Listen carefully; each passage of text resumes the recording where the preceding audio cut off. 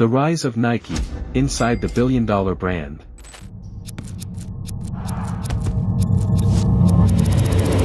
Nike, a brand renowned for its association with sports and fashion, has evolved into the world's leading and most cherished sportswear company. From humble beginnings to a global empire worth over $100 billion, Nike's journey is a captivating tale of innovation, perseverance, and sheer determination. Today, we're diving into the origins of Nike to uncover the secrets behind its monumental success. The story begins in 1962 with Phil Knight, a recent Stanford graduate with a big dream.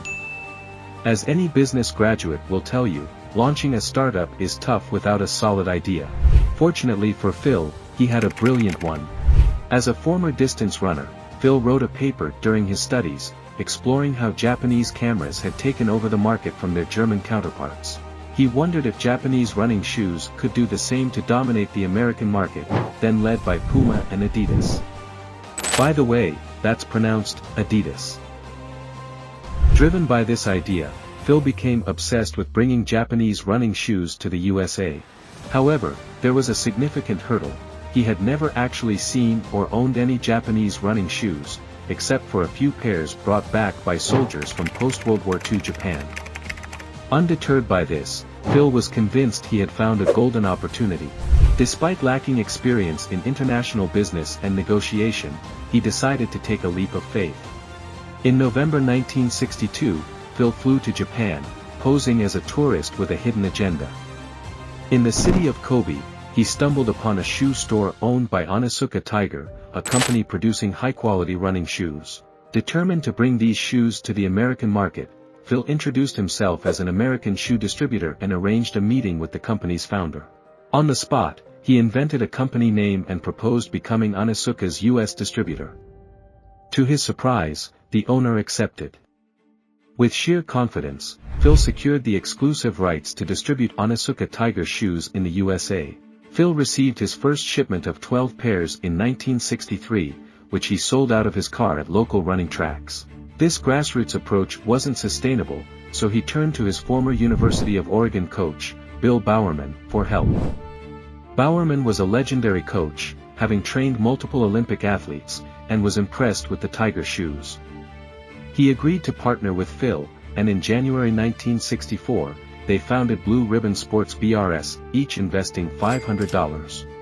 Their first order, amounting to 300 pairs at $3.33 each, arrived in April 1964 and sold out by July, thanks to Bowerman's connections. In their inaugural year, BRS sold $8,000 worth of shoes. With the business picking up, Phil started hiring salesmen. By 1965, revenue had grown to $20,000, and they opened their first store in Santa Monica. While Phil handled business operations, Bowerman focused on innovation. He was passionate about improving running shoes and even brought the concept of jogging to America. His 1966 book on jogging sold over 1 million copies, boosting the popularity of the Tiger shoes. Bowerman continually dissected shoes to enhance their design, suggesting improvements to Onitsuka. One of his designs, the Cortez, became a hit during the 1968 Olympics in Mexico, propelling BRS into the mainstream. By 1969, BRS was selling $300,000 worth of shoes, but they faced a significant challenge: they couldn't keep up with demand.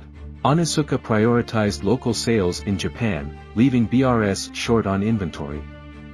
Phil and Bowerman realized they needed to evolve beyond being mere distributors. With the Cortez being Bowerman's design, they decided to manufacture it themselves once their contract with Onitsuka expired in 1972.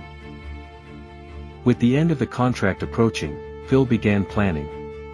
In 1971, he and his team brainstormed a new brand name, eventually choosing Nike, after the Greek goddess of victory. Phil also needed a logo and found a graphic design student who created the iconic swoosh for just $35. With branding in place, Phil was ready for the big leagues. Instead of exclusive agreements, Phil established a network of subcontractors across Japan, giving him control over production. This strategic move marked the beginning of Nike's meteoric rise. As depicted in this sales graph, Nike's growth took off once Phil started importing shoes from his subcontractors, even before the Onitsuka contract ended in 1971. From then on, Nike's story became one of relentless growth. By 1989, Nike had become the largest sportswear company in America, thanks to innovative marketing campaigns like Just Do It and strategic partnerships with emerging athletes who would become global icons.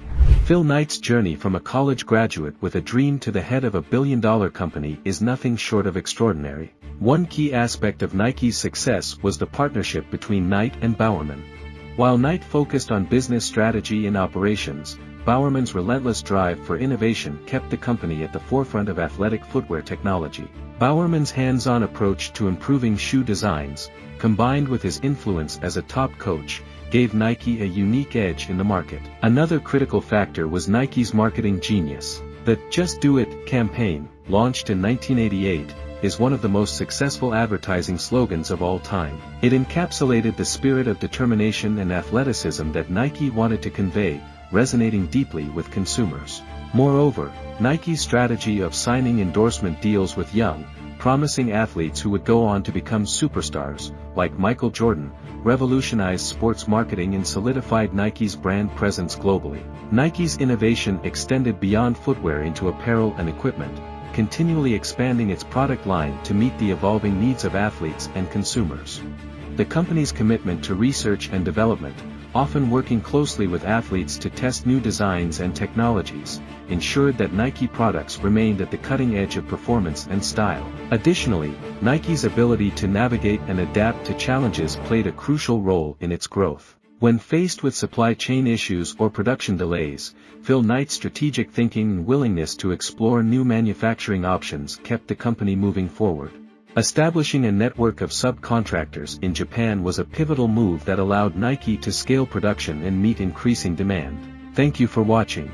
If you enjoyed this story, please share it and consider subscribing for more captivating business tales. Stay tuned for our next video, and until then, stay inspired and keep dreaming big.